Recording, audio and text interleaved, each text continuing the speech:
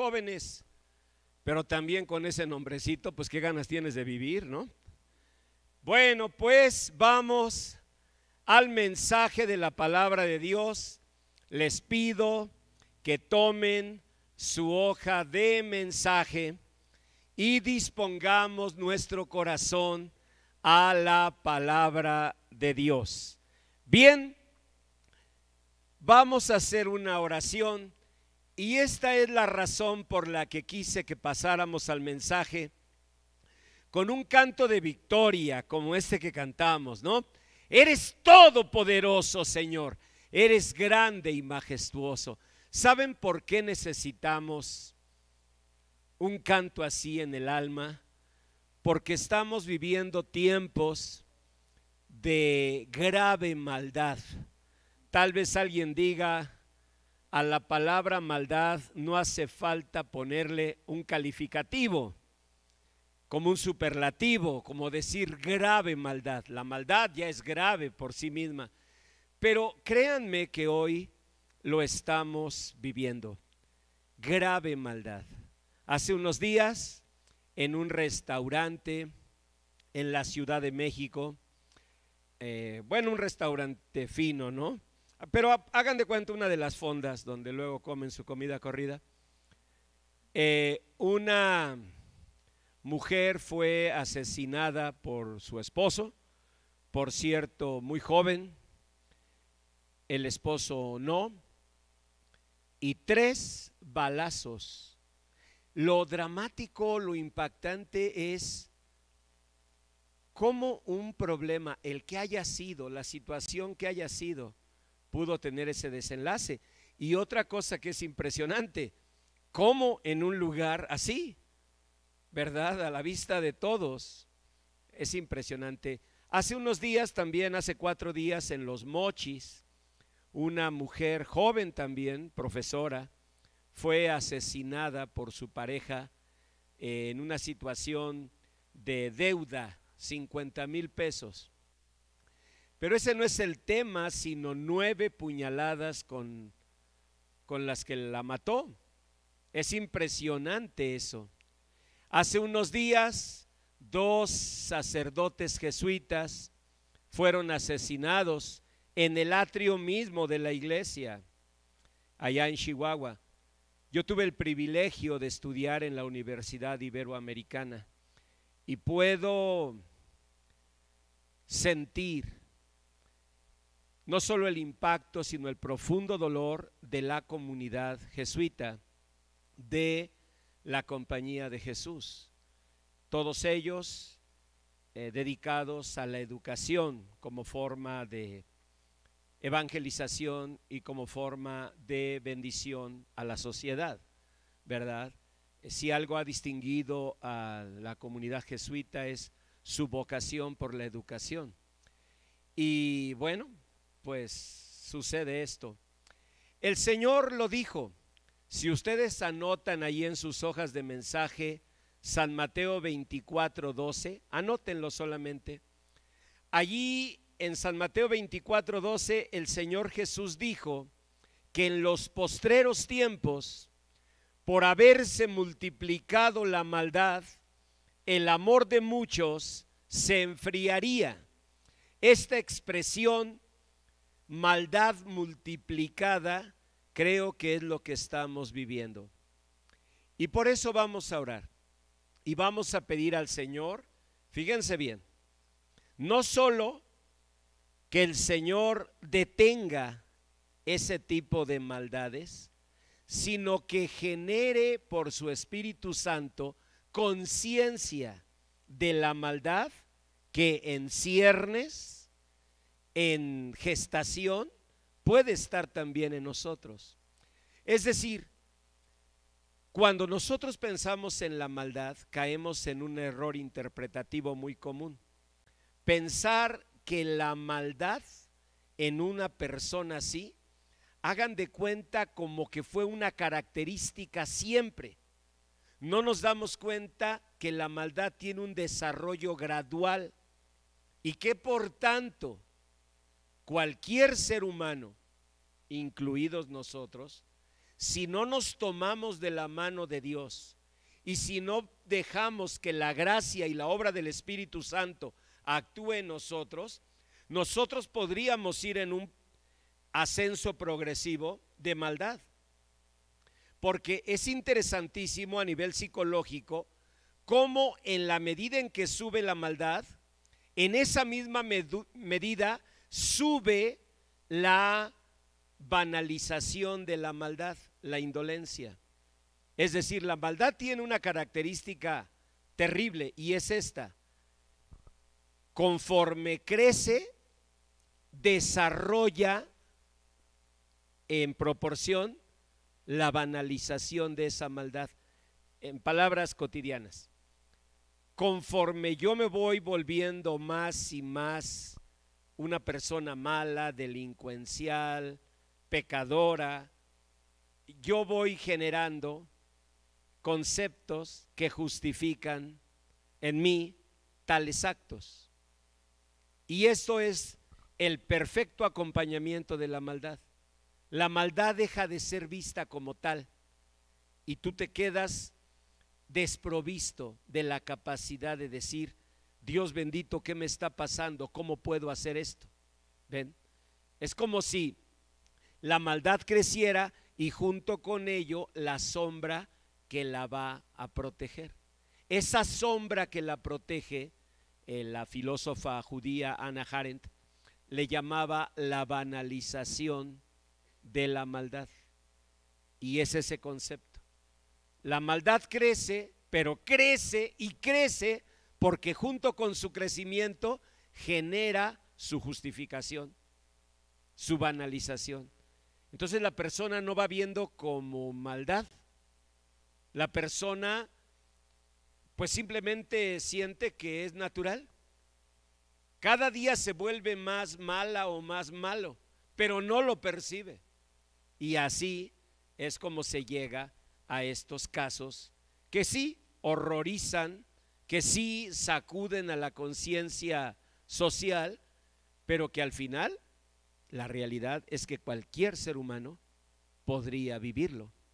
Vamos a orar entonces. Padre, gracias por el privilegio siempre inmerecido de recibir tu palabra bendita, de escuchar tu palabra y de que tú, Señor bendito, a través de tu Espíritu Santo, hables a nuestro corazón.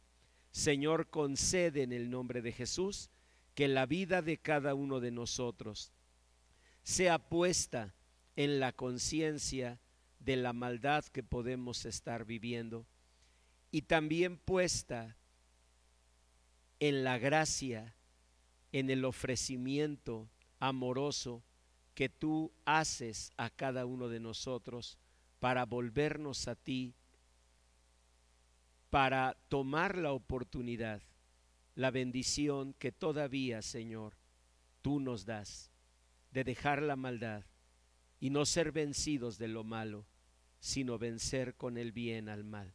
Que así sea, Señor bendito, en el nombre precioso de Jesús te lo rogamos. Amén. Amén. Pues eso enseña la palabra de Dios. Dice Romanos 12:21: no seas vencido de lo malo, vence con el bien al mal. Romanos 12:21. ¿A qué se refiere el Señor? Se refiere a que la maldad a lo largo de la vida de un ser humano no solamente va creciendo, sino junto con la maldad, la justificación de tal maldad. Cuando vemos horrores como los que estamos viendo ahora cada semana, cada 3 días, cuando vemos a una mujer asesinada por su esposo en un restaurante de lujo, cuando vemos a una joven profesora en Los Mochis asesinada de 9 puñaladas, además de asfixia, por su compañero, con todo y que ella le debía 50,000 pesos. Pero la pregunta de todos es: ¿cómo puede haber tanto odio, tanta crueldad, tanta agresividad? Cuando pensamos en los 2 sacerdotes jesuitas asesinados en el atrio mismo de la iglesia, cuando pensamos que el delincuente se quedó todavía platicando con un tercer sacerdote pidiéndole le ministrara la confesión, con los cuerpos tendidos allí, podemos nosotros caer fácilmente en un error, pensar cuánta maldad en esta o en aquella persona y descuidar algo que dijo el Señor. La maldad en los postreros tiempos se multiplicará. San Mateo 24:12. Por haberse multiplicado la maldad, el amor de muchos se enfriará. Les decía que Hannah Arendt, la filósofa judía, ella fue la creadora de un concepto sociológico muy interesante.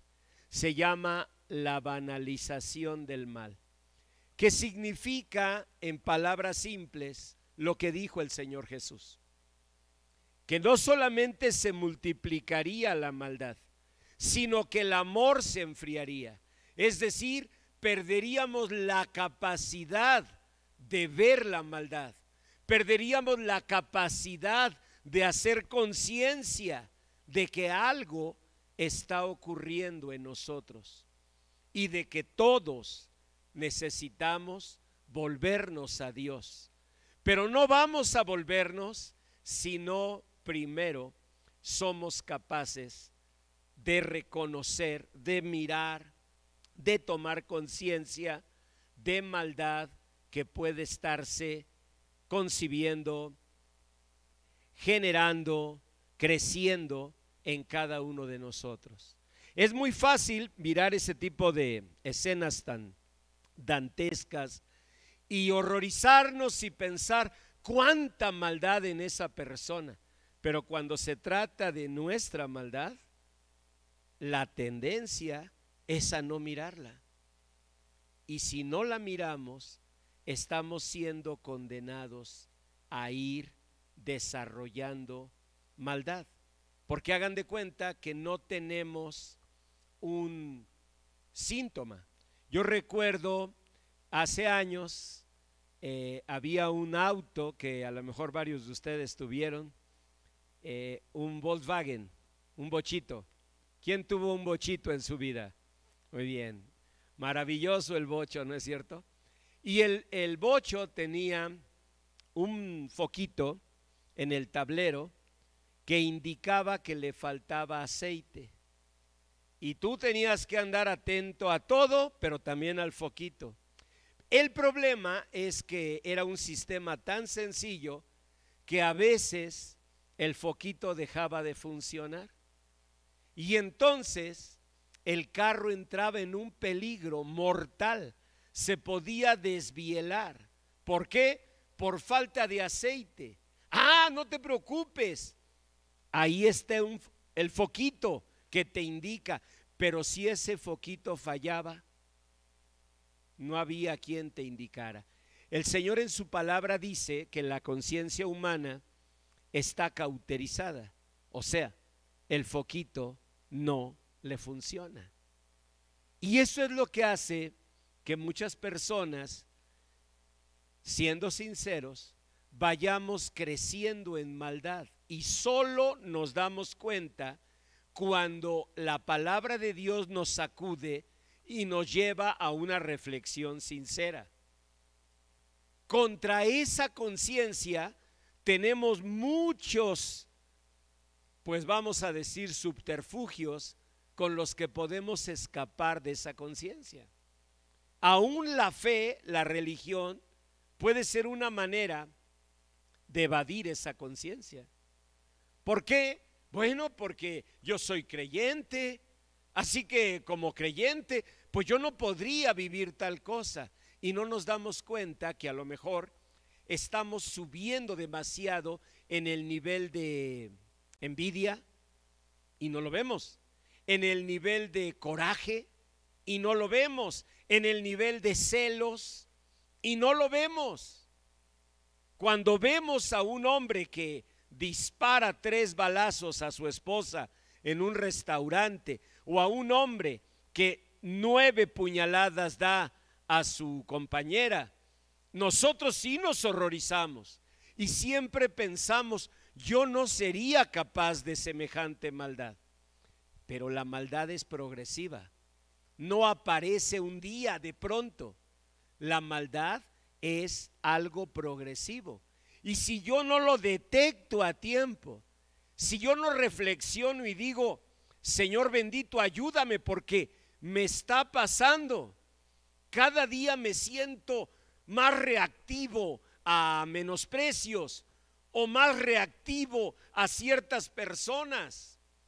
Ya no solo me molesta ver a una persona, sino siento que me hierve la sangre o me tiemblan ya las manos de coraje. ¿Qué está pasando? La maldad se está multiplicando, y de allí a cometer una barbaridad solo hay una distancia de grado. Y si no lo detectamos, y si no tomamos conciencia, la maldad puede subir. Yo sé, me están mirando como pensando, pastor, ¿y entonces ya no vamos a seguir hablando de los apóstoles? Sí, pero hoy nos toca hablar de uno que representó la maldad. ¿Fue acaso San Juan? ¿Fue acaso San Pedro? ¿Fue acaso San Mateo? No, ¿verdad? Todos sabemos su nombre. Y tal vez algunos de ustedes pensaron, ¿sabes? A mí se me hace que ese apóstol se lo va a brincar el pastor. Ya nos habló de Jacobo el menor, ya nos habló de Mateo el publicano, ya nos habló de Juan, ya nos habló de Pedro, pero a mí se me hace que a Judas se lo salta. ¿Por qué? Bueno, porque tal vez pensamos, no merece Judas. Pero ¿saben una cosa?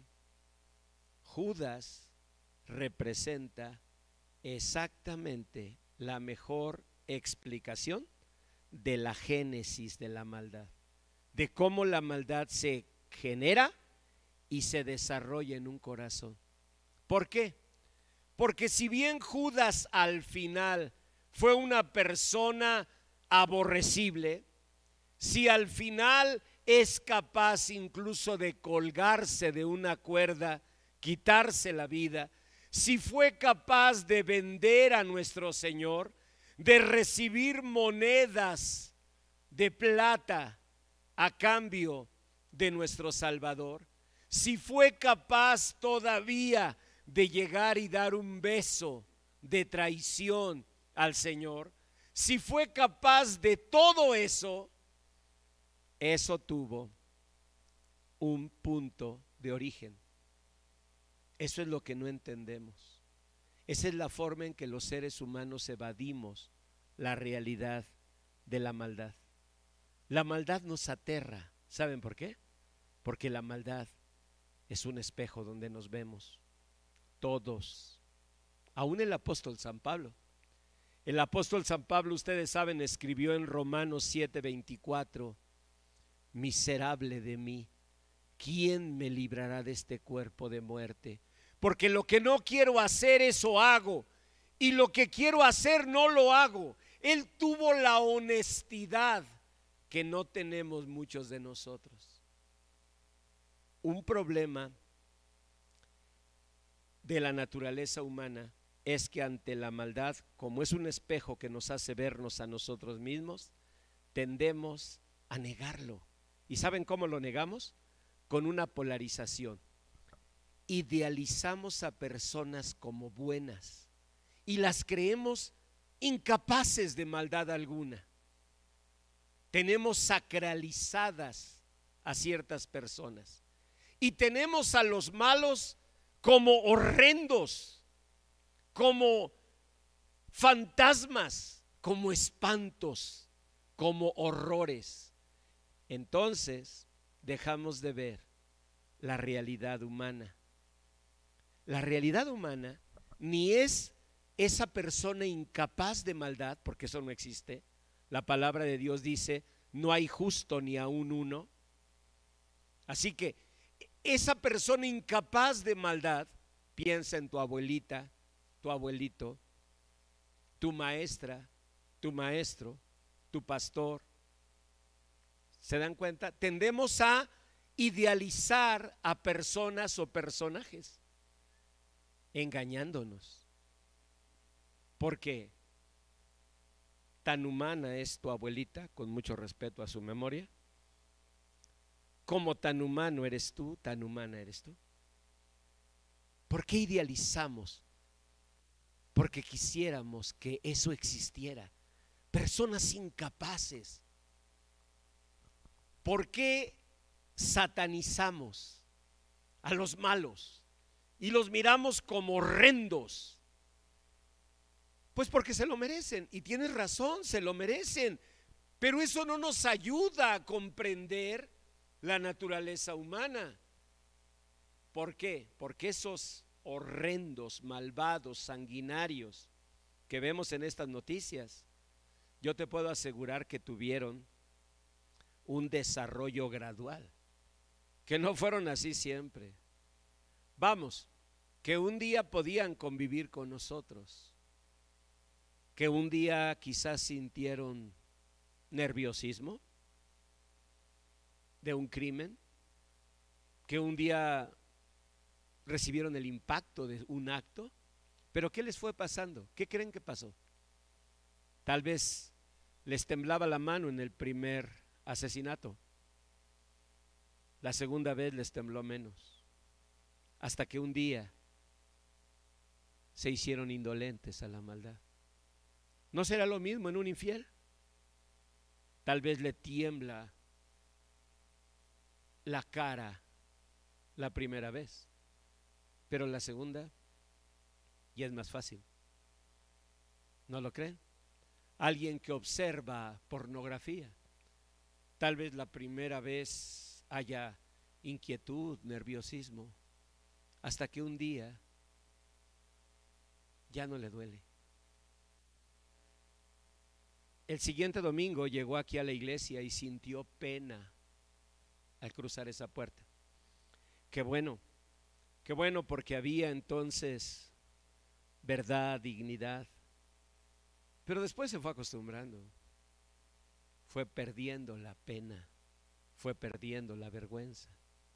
Ahora, ¿estoy juzgando moralmente eso? No, estoy analizando qué sucedió. ¿Saben qué sucedió? Se acostumbró al mal, banalizó el mal, diría la filósofa judía. ¿Y qué tiene que ver esto con Judas? Porque estamos predicando la serie Extraordinarios por su gracia y estamos viendo uno a uno, domingo a domingo, la vida, de los apóstoles de Jesús. ¿Qué tiene que ver? Véanlo. La Biblia nos enseña que hay una condición que nadie cree posible. Si ustedes me preguntan, pastor, usted como persona, ¿se sabe capaz de maldad? Yo respondería sí. Si me dijeran, pastor, ¿se sabe usted, se reconoce capaz de tal maldad? Yo les aseguro que habría algunas maldades que yo les diría con sinceridad ante el Señor, no me creo capaz de eso. Pero usted me acaba de decir que se sabe capaz de maldad. Sí, pero no de una maldad así. Y es auténtico. Tú ahorita mismo puedes decir, yo no me creo capaz de cometer eso. Claro, porque estás en este punto de crecimiento gradual de maldad. Y si te mantienes ahí, y si al contrario la obra del Espíritu Santo va renovando tu entendimiento, va rompiendo cadenas, va dándote la presencia de Dios, pues lejos de crecer, ¿qué va a pasar? Vas a ir bajando, vas a ir viviendo conforme al corazón de Dios. Pero si no te tomas de la mano de Dios, si no me tomo de la mano de Dios, podría crecer la maldad. Eso lo dijo el Señor. ¿Y qué va a suceder? Que un día de eso que yo no me creía capaz, ya fui capaz. Y ese día me siento terriblemente mal. Crucé una línea. ¿Cómo pude hacer esto? Lo peor no es eso. Lo peor es que al día siguiente ya no me sienta tan mal. Y un día, en definitiva, no me siento mal. ¿Y saben qué estoy haciendo? Estoy empezando a vivir el camino de una destrucción. Así como las drogas van haciendo insensible a la persona que las consume y van generando una mayor demanda y mayor demanda y mayor demanda, o sea, más dosis y más dosis, así la maldad, igualito. ¿Y qué sucede? Pues que despierto, ¿hasta cuándo?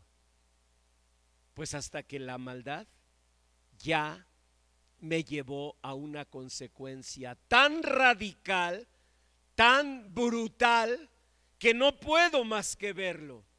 ¿Saben con qué lo comparo? Con una persona que tuviera un padecimiento estomacal y en lugar de ir al doctor a una revisión, empezara con algunos paliativos, ya saben, omeprazol, ¿no? De alguna manera sentirse bien. ¿Saben cuál es el peligro de eso? Que los paliativos no le permitan mirar la realidad de su enfermedad. Es lo mismo. Yo puedo tener paliativos. La misma religión puede ser un paliativo. En lugar de mirar como si estuviera frente a un estudio clínico que me dice, esto, Señor, es una úlcera y usted tiene perforado un intestino. ¿Saben? Esto puede significar la muerte. Y los paliativos han sido un engaño. Así, si leen conmigo San Lucas 22:2, van a ver el momento en que en la vida de Judas Iscariote, el apóstol de Jesucristo, Judas se enfrentó a un despertar impresionante. Dice San Lucas 22:2, lo leo para ustedes. Y los principales sacerdotes y los escribas buscaban cómo matarle porque temían al pueblo. Lo que sigue en el versículo 3, por favor, léanlo con mucha atención. Dice así: y entró Satanás en Judas, que por nombre tenía Iscariote, el cual era uno del número de los 12. Es decir, era un apóstol de Jesucristo. Y sin embargo, la Biblia dice que Satanás entró en su corazón. Yo les aseguro que por mucha maldad que yo reconociera en mi persona, si alguno de ustedes me dijera, no como pastor, como una persona común, que me dijeran ustedes, oye, una pregunta, ¿tú crees que tu nivel de maldad está al grado de que Satanás ya entró en ti? ¿Cuál sería la respuesta? No. ¿Cómo voy a pensar eso? Aún como cristiano debemos tener clara una verdad: Satanás no puede poseernos ni puede habitar en nosotros si Cristo Jesús habita en nosotros. Eso son 3 promesas que deben estar en el corazón de todos ustedes.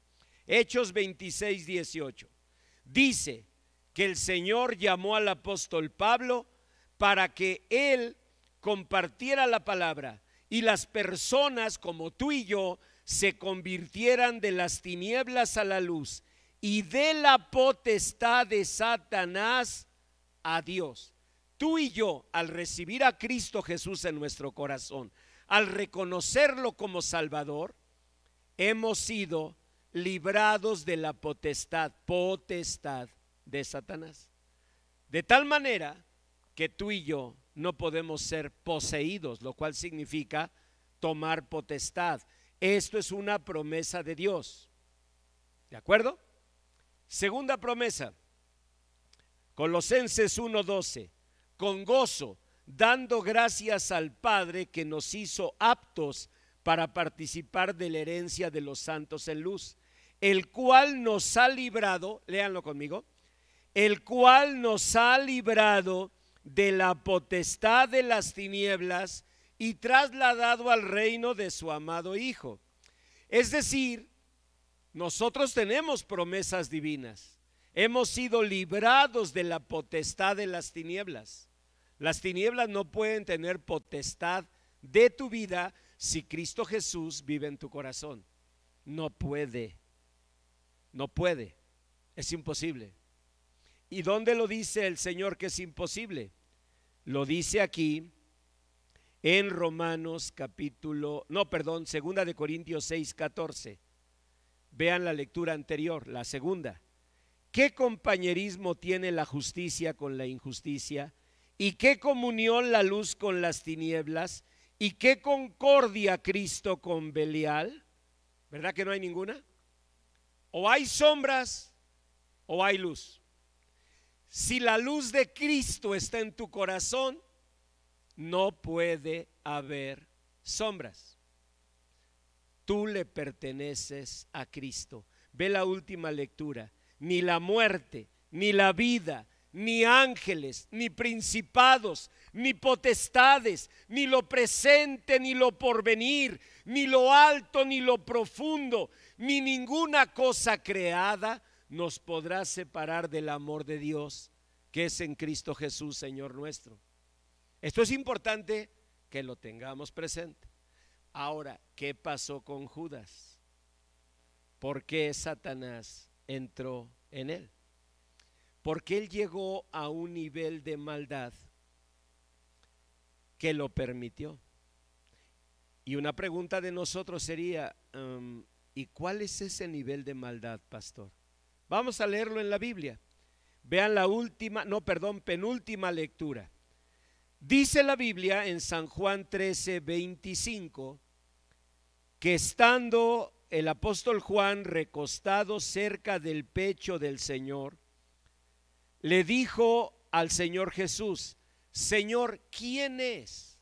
¿Quién es el que te va a entregar? Y dice, respondió Jesús: a quien yo diere el pan mojado, aquel es.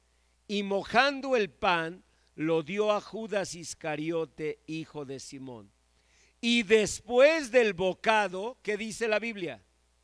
Satanás entró en él. Ahora, ¿por qué? Porque lo que hizo Judas fue rechazar, renunciar, no querer, no recibir, no aceptar la salvación en Cristo. Ustedes me dirán, pastor, ¿y dónde dice eso? Se los voy a explicar.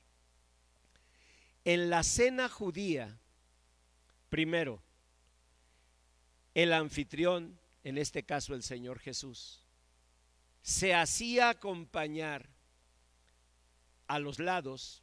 Ellos se recostaban como en divanes, haciendo un semicírculo. La última cena que tenemos grabada de Leonardo no tiene nada que ver con la realidad. Ellos no usaban una mesa como está allí. Realmente Leonardo, yo creo que lo sabía, él era un hombre muy culto. Más bien le hubiera costado mucho trabajo pintar la última cena como debió haber sido.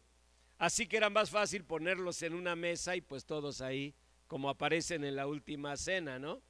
Bueno, pero la cena judía era poner una mesa en el centro y entonces una especie de divanes alrededor donde ellos comían semi-recostados en su brazo, semi-acostados y con las piernas y los pies hacia atrás. ¿Ven? Esa era la manera. Pero los que se sentaban a la derecha y a la izquierda eran los que eran distinguidos. ¿Quién estaba en un lado de Jesús? El apóstol Juan. ¿Por qué lo sabemos? Porque dice que se recostó cerca del pecho de Jesús. ¿Ven? ¿quién estaba del otro lado? Judas. Y les aseguro que esa noche hasta se sintió Pedro, porque el que siempre estaba allí al lado era Pedro. Y esa noche debió haber llegado el Señor Jesús y debió haberle dicho: Pedro, ¿no te molestaría si en esta ocasión te sientas por allá? ¿Cómo sé que se sentó por allá? Porque si ustedes conocen las narraciones de los evangelios, la Biblia dice que Pedro le hizo señas a Juan que le preguntara quién lo iba a entregar. Así dice la Biblia. Pedro le hizo señas. Pregúntale. Y si estaba haciendo señas, ¿por qué era? Porque estaba lejos. ¿Por qué estaba lejos? Porque el Señor quiso honrar a Judas. Judas fue honrado a pesar de que era un traidor, a pesar de que ya había recibido las monedas de plata, a pesar de que ya se había llenado su corazón de maldad. Todavía así, lleno de maldad, el Señor le dijo: siéntate aquí, Judas. Segundo, cuando estaban cenando y Juan le pregunta: ¿quién es? El Señor le contesta: al que yo diere el bocado, él es.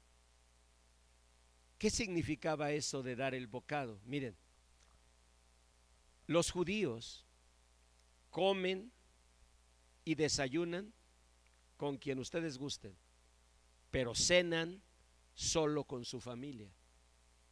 No cenan con un desconocido. La cena es algo sagrado, familiar. Y entonces, en los tiempos bíblicos, ponían en la mesa alimento, sobre todo aceite. Ya saben que la comida mediterránea, que bueno, nosotros en el Mediterráneo acostumbramos, está muy basada en aceite de oliva. Como ustedes, digamos, la manteca para freír los tamales. Sí, cada quien su aceite, ¿eh? Bueno, entonces el aceite de oliva lo comparten. No sé si han comido en el Italianis, pero si no, vayan, aunque sea por comprobar esto. Tú llegas al Italianis y en lo que te toman la orden, de inmediato te ponen un platito con aceite y vinagre y te ponen unos panecitos, no bolillo, porque vayas, oiga, ¿no tendrá un bolillo? No, pues es italiano, ¿no? O sea, por lo menos dilo en italiano: un bolillo, por favor dime un bolillo. Bueno, entonces te ponen unos panecitos. ¿Y qué hacemos? Empezamos a mojar el panecito en el aceite. Bueno, porque estamos en familia, o sea, estamos entre amigos. Entonces empezamos ahí mientras ordenamos y todo. ¿Qué pasaría si yo voy a comer en una comida de trabajo? La directora de una escuela, el director, y me ponen el platito. Yo no pondría ahí mi panecito y ándele, directora, usted también ahí remójele. ¿Ven? Si ella lo hace, entonces yo ya no lo hago. O pediría al mesero: ¿podría traerme otra charolita? Porque eso de que estemos aquí mojando del platito, no, capaz que pasan los paparazzis y te arman un milagro, ¿no? No, mejor así. ¿Ven? Ahora, ¿por qué no hago eso? Porque no tengo confianza. Pero en la familia sí lo hacemos. Para un judío no había mayor señal de hermandad, de familiaridad, que mojar en el plato. Incluso el rey David lo dice en un salmo: porque no me hirió un extraño, sino el que mojaba conmigo en el plato. Mojar conmigo en el plato es mi familiar, mi íntimo. O sea, como nosotros que le tomamos al atole de la hermana, del hermano, ¿ves? O sea, el que meneaba el atole conmigo, comíamos ahí del mismo tamal. A ver, dame un pedacito, dame un pedacito del de rajas y te doy un pedacito del verde, ¿no? ¿Han hecho eso? ¿Por qué? Pues por la familiaridad. Jesús mojó y se lo dio a Judas. ¿Saben qué fue? Fue la última oportunidad, the last chance. Judas había sido un hombre lleno de maldad. La gracia de Dios nunca dejó de acompañar. Esa noche, ya habiendo traicionado, ya habiendo recibido las monedas de plata, ya habiendo confabulado y ya habiendo quedado de acuerdo con los alguaciles, porque de ahí se fue a entregarlo, el Señor todavía le dijo: somos una familia. Si en ese momento Judas, al mirar ese gesto, como si alguien te abrazara y te dijera: eres mi hermana, como si alguien te abrazara y te dijera: hemos sido siempre amigos, como si alguien te dijera: yo te he dado todo mi cariño y mi confianza, es para que en ese momento Judas hubiera logrado romper ese círculo de maldad y decir: Señor, perdóname, perdóname, pero te quiero confesar esto. Yo hice esto, pero no tomó la última oportunidad. Y dice la Biblia, sigan leyendo, dice: y mojando el pan lo dio a Judas Iscariote. Estamos en San Juan 13:26. Y después del bocado, Satanás entró en él. Esto se los comento porque no faltan quienes dicen: hay un caso en la Biblia de un creyente que fue poseído, que Satanás entró en él. Es que ese creyente renunció a Jesús. No hay comunión entre la luz y las tinieblas. Si está la luz, no están las tinieblas. Si hay tinieblas, no hay luz. Si la luz de Cristo está en tu corazón, en mi corazón, las tinieblas no pueden tomar posesión de nosotros. ¿Por qué en Judas sí? Porque él renunció a la luz. Apaga la luz en tu habitación, vienen las tinieblas, ¿no? Exactamente eso hizo.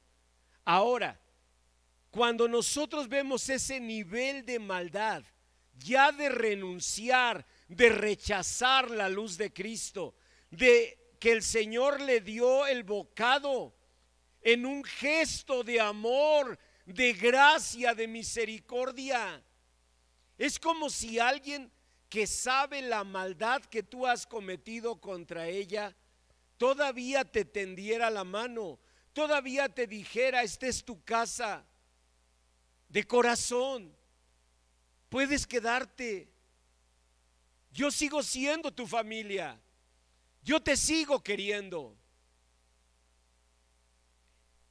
Y en ese momento tú, con todo y ese gesto,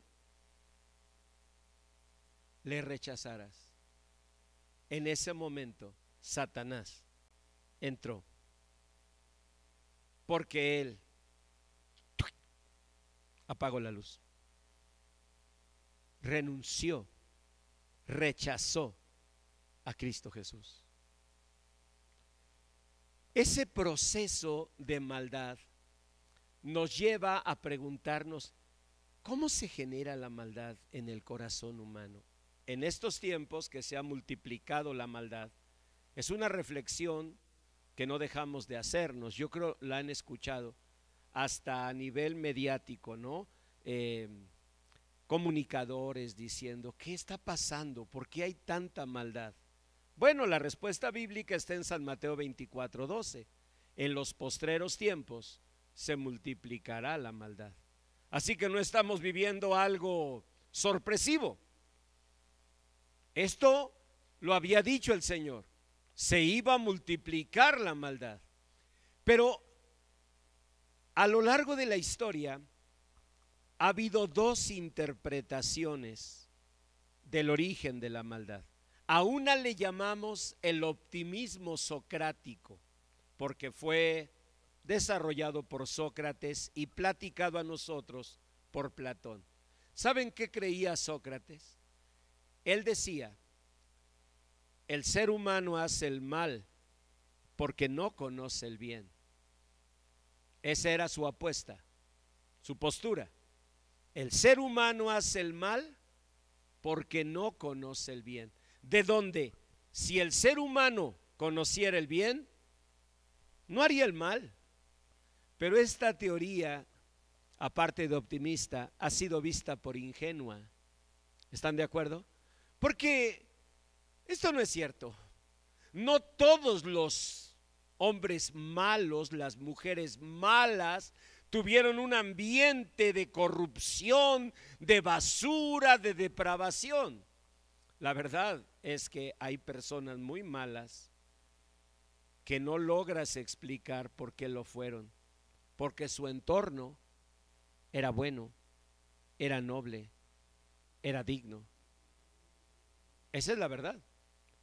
Y hay personas también que teniendo un ambiente horrible, creciendo en un ambiente de promiscuidad, de basura, no son malas. Así que esta teoría de Sócrates pues cayó por su propio peso. La otra teoría, que es el otro extremo, se llama pesimismo y la desarrolló el gran filósofo Thomas Hobbes en su libro Leviatán, Homo hominis lupus, que en palabras de aquí de Cuautitlán Izcalli significa el hombre es el lobo del hombre. Eso decía Thomas Hobbes. Homo hominis lupus. El ser humano es el lobo del otro ser humano. ¿Qué significa? Que somos malos por naturaleza. Que entonces somos irremediables. Que somos malos como un lobo. Y que nosotros, por tanto, no tenemos esperanza alguna. La Biblia no dice ni una ni otra cosa. La Biblia lo que nos enseña, si vemos por ejemplo el caso de Judas, es esto. Vean San Juan capítulo 12, que es la antepenúltima lectura. La Biblia lo primero que nos enseña es el peligro de un amor abstracto. Es interesante este concepto, no se lo vayan a perder, porque estamos viviendo hoy en una sociedad que promueve el amor abstracto y que ayuda a la gente a evadir el amor cotidiano. Ahorita lo van a ver más claro. Dice ahí en San Juan 12, versículo 3, que María, la hermana de Lázaro, tomó una libra de perfume de nardo puro de mucho precio y ungió los pies de Jesús y los enjugó con sus cabellos. Y la casa se llenó del olor del perfume. Y uno de sus discípulos, Judas Iscariote, el que le había de entregar, dijo: ¿por qué no fue este perfume vendido por 300 denarios y dado a los pobres? ¿Qué significa? Que Judas amaba. Judas no era ese monstruo que hemos formado. Judas era alguien que amaba. ¿A quién amaba? A los pobres. ¿Cómo a los pobres? Sí, igual que ahorita hay sociedades para que tú y yo amemos a los animales. Así como ahorita hay sociedades para que tú y yo seamos parte de la causa noble, defendamos a Plutón. ¿Cómo que no existe? ¿Sí? Así como hay sociedades para defender los bosques. Ahora, no estoy diciendo que esas sociedades no deban estar. Bendito sea Dios que hay gente que se interesa por los bosques, por los animales y aún por Plutón.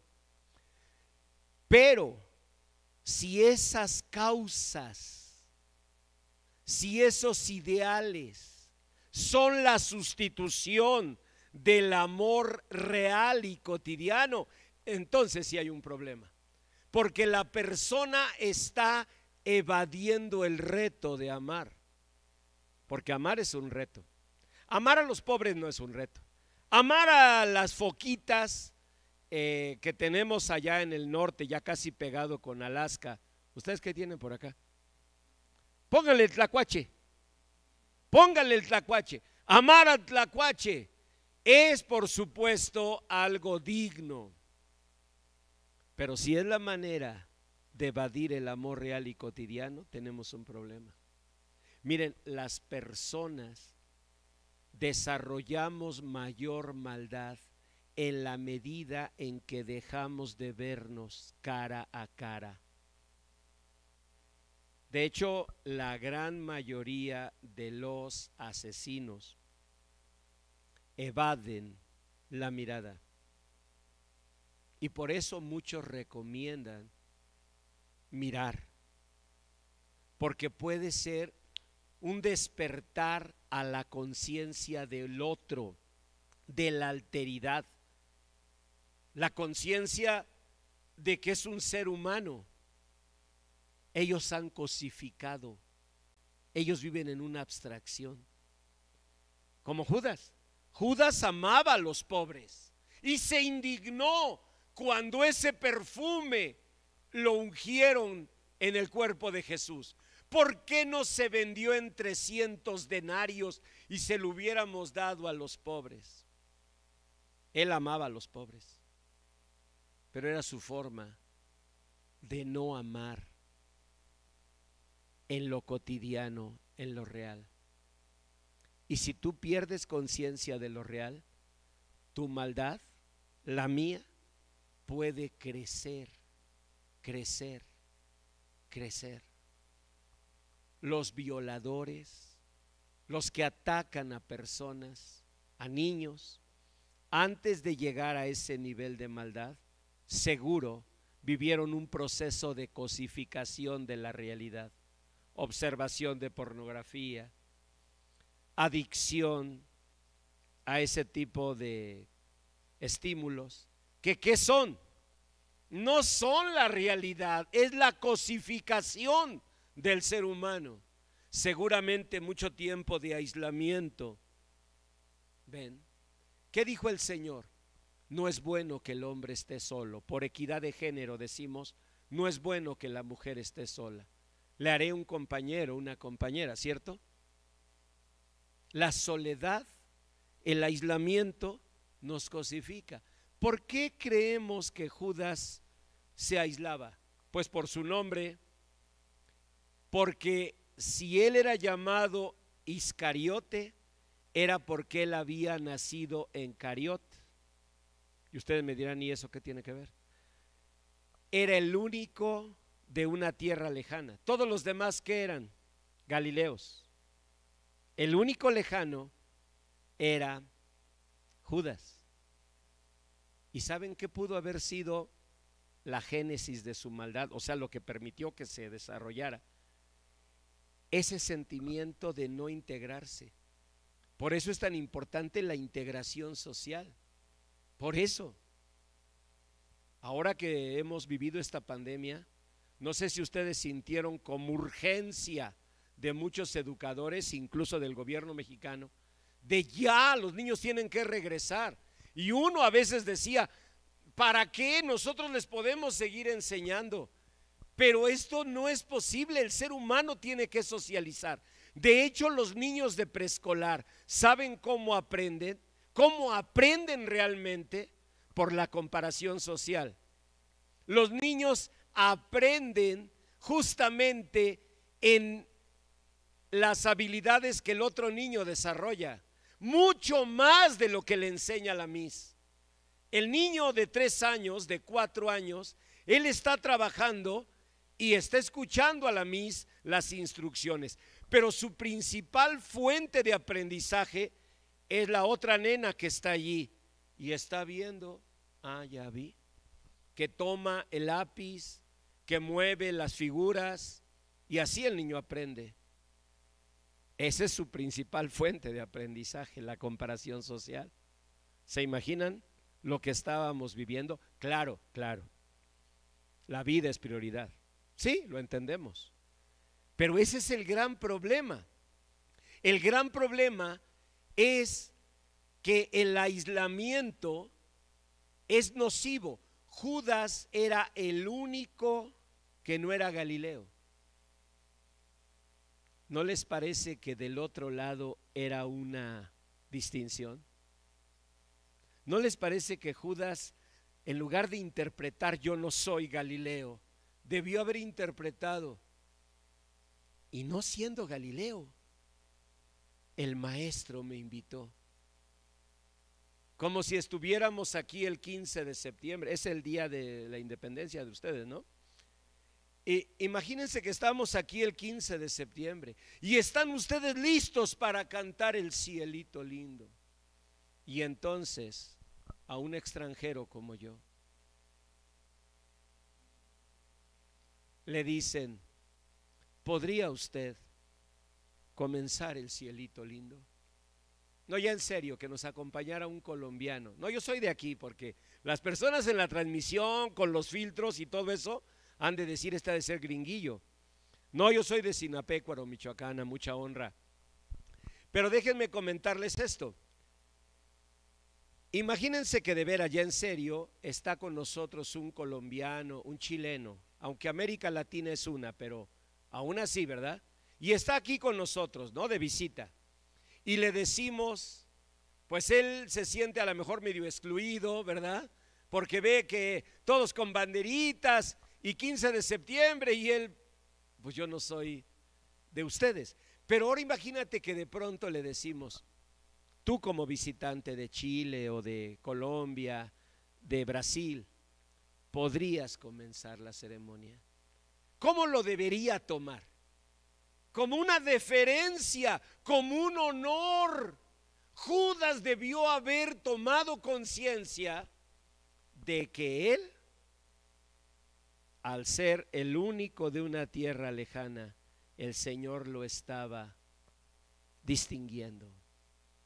Para Dios no hay acepción de personas, y eso le estaba diciendo. Pero Judas se aislaba. Judas cometió el error que cometen quienes crecen la maldad en su corazón. La maldad crece conforme a la soledad que vive el ser humano, al aislamiento. A mayor aislamiento, mayor peligro de maldad. Los asesinos seriales son personas que viven aisladas. Casi en su psicología es una repetición, es un factor recurrente. Aunque estaban trabajando en una empresa, pero en el fondo todos los que los conocieron lo declaran, se aislaba. El aislamiento social es el primer paso a que la maldad crezca. Nosotros tenemos que promover la socialización. Y hoy, con la cultura de la internet y la cultura tecnológica, tenemos un problema, porque los niños tienden a aislarse. Los niños tienen suficiente en cualquier celular o cualquier iPad. Ellos tienen todo. Podrían pasar la tarde completa allí. No debemos permitirlo. El aislamiento social no es sano psicológicamente y es propiciador de crecimiento de la maldad. Todos decimos, no, pero mira, yo, sí tengo un sobrino que es así, pero yo no creo que mi sobrino llegara a tal nivel de maldad. Judas tampoco. ¿Ustedes creen que Judas, así como en el perfil que vemos al final, con esa furia, ese rencor que lo llevó a amarrarse ahí la cuerda y ahorcarse, creen que así llegó con los apóstoles? Claro que no. Él era como parte de ellos, pero fue permitiendo. Tal vez uno de los factores, tal vez uno, el sentirse que no era parte de ellos. Todos nos podemos sentir así. No por extranjeros, porque pues la verdad, más o menos prietitos, en México pues estamos aquí todos. Pero hay otro tipo de exclusiones, estarán de acuerdo. Por ejemplo, algunos podemos sentirnos nosotros excluidos en lo económico. Puede haber alguien que entre nosotros ahorita mismo se siente excluido porque a lo mejor no tiene trabajo. O hasta a nivel religioso, como no se saben los cantos, y luego que estos chicos me los cambian cada semana, gracias señor Alan, pues hasta yo como pastor ya no me siento de aquí. No, pero ya en serio, a lo mejor porque no decimos tan fácilmente hermano, hermana, amén, aleluya, ¿ven? Pero ponte a pensar, el sentimiento de exclusión casi siempre es un asunto del corazón de nosotros. Porque uno se puede invitar, uno se puede anotar. En la familia, a lo mejor tú sientes que te excluyen y viene el sentimiento, sí, es que somos los parientes pobres del amor. Pues sí, la verdad tienes el pariente pobre del amor, pero pues acércate. No, mire, ha habido convivencias, pastor, donde yo ahí estoy, a ver si me dicen algo. Y nadie, pues claro que no, está uno a la abusada de que no se acaben los bisteces, ¿o no? En una vistecís, en un backyard, en un barbecue, ¿no? Lo hacen en México, ¿cierto? Un anafre y los bisteces, cebollitas cambray, ¿qué más ponen? Chorizo, salsa, nopales. ¿Sí o no? ¿Qué es lo primero que se acaba? Pues los bisteces. Y tú a un lado así. Pues a ver si me ven. No, ¿quién te va a ver? Tú pégate ahí, o sea, acércate al anafre. Pero algunos traemos problemas. ¿Por qué no traerlos al Señor? ¿Por qué no decirle, Señor, fíjate que a mí me agarra esa chiripiorca? Yo soy de eso, como que me aíslo, como que me siento menos. Pero tiene razón el pastor, ¿quién va a estar volteando? Si están aquí a la abusada, que no. Luego, por ejemplo, dejas cociendo tu carnita, ¿nunca les ha pasado? O sea, la pones a que se dore, o ¿cómo se dice en español? Que se queme un poco más, ¿no? Burn decimos nosotros, pero bueno, como le digan. Y ahí está, este es mío, este es mío, y le andas dando vueltas a tu carnita. Pero te descuidas tantito, ¿qué? Se fue tu carnita, pues otro llegó y la agarró. Al final, ¿qué quedan? ¿Saben lo que quedan? Tostaditas. Y ahí andas, bueno, pues aunque sea una tostadita, le pones limoncito, salecita y pues ya. ¿Pero por qué? Por un sentimiento de aislamiento. Entonces fíjense las tres causas en Judas. Uno, el sentimiento de aislamiento. Dos, el amor abstracto. No vayan a olvidar este concepto, porque estamos viviendo en la sociedad que promueve el amor abstracto. ¿Lo han oído? Causas nobles, sí, y lo son, pero que no sean sustituto. Chicos, chicas, no compren esa idea de causas nobles que sustituyan el amor real y cotidiano. Sí, intégrate al club de defensa de los planetas discriminados. Defendamos a Plutón. Yo me sumo, yo te ayudo, siempre y cuando no pierdas de vista que la salud del ser humano radica en el encuentro cara a cara con otra persona. ¿No será que nos llenamos de causas justas por el temor a amar? Por el temor a encontrarnos con alguien. Es que el amor real, no, también está duro. Implica comprensión, perdón, verdad, comunicación. Y a veces dices, no, yo prefiero amar a mi perrito. ¿Sí? Y claro que es más fácil, porque es un ser noble, fiel. No, tu marido es como los gatos, nomás viene, come y se va. ¿Sí o no es cierto? El perrito es fiel. Un perrito, de veras, son seres preciosos. Pero que no sean la sustitución de ese reto, porque a lo mejor nos estamos aislando, nos estamos venciendo. Yo no voy a ser capaz de amar, no puedo. No, siento que me da miedo. Voy a ser herida, voy a ser herido. ¿Y qué tal si me abandonan? Sí, es una posibilidad, claro que lo es. Aquí lo estamos viendo, el Señor Jesús dándole un bocado a Judas, diciéndole, ya me entregaste, me vendiste, pero eres mi familia. Si en ese momento Judas hubiera dicho, Señor, perdóname, ¿cómo puedo hacer esto? Otra historia sería. Él rechazó a Jesús. Y en ese momento, Satanás entró en su corazón.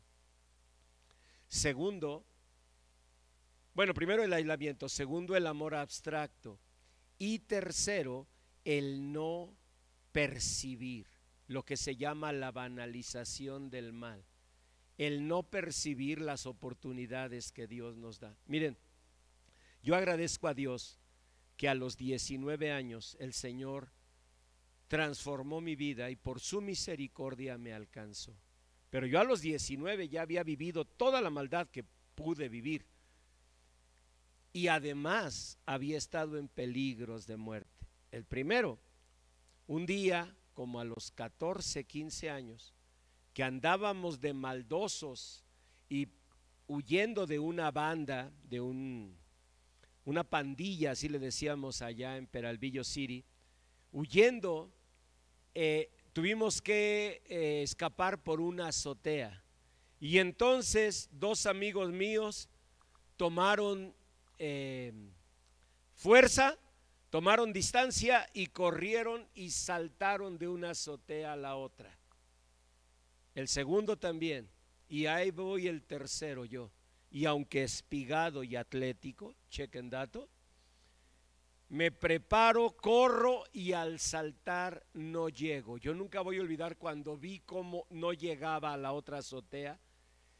Reboto entre mi vientre y mi pecho con la orilla de la azotea, y si no es porque uno de mis amigos que estaba ahí me pesca así del suéter o camisa, no me acuerdo, pero así me alcanza a agarrar y me trepan. Si no hubiera sido por eso, ahí hubiera terminado mi vida.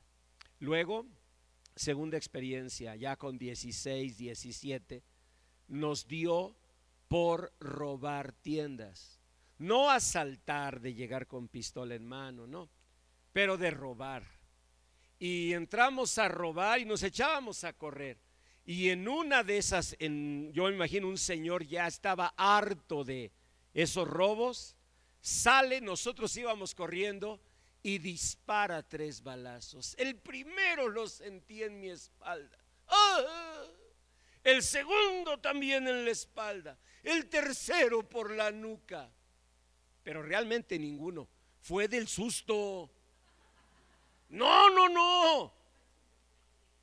Yo creo que ese señor disparó al aire, pero del miedo. ¡Ay! Yo dije, ya me dio otra vez. Y seguía corriendo, porque a fin de cuentas, vaquero, pues no te paras. No me dio ninguno. Yo creo que ni nos tiró a dar.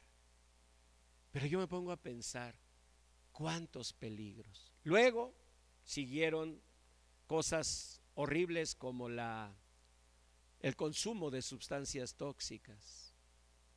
Estaba destruyendo mi vida.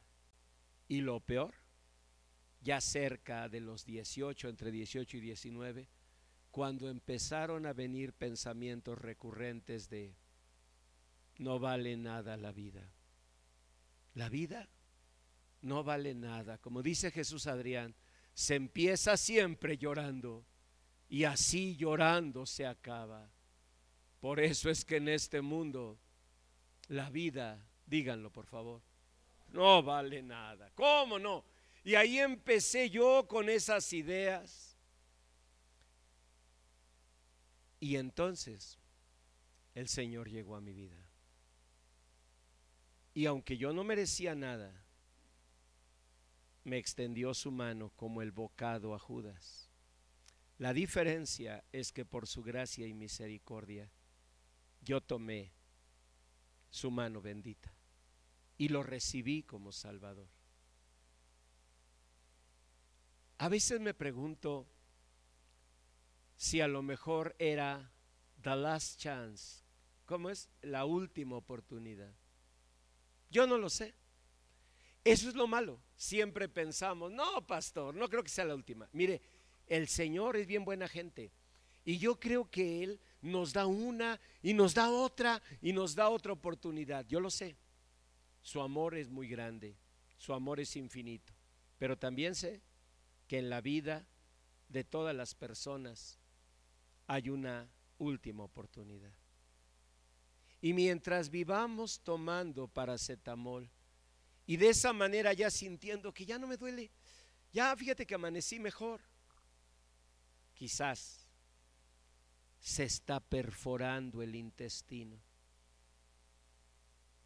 Y esas cosas, incluida la religión, es tu paracetamol con el que ya te sientes un poco mejor.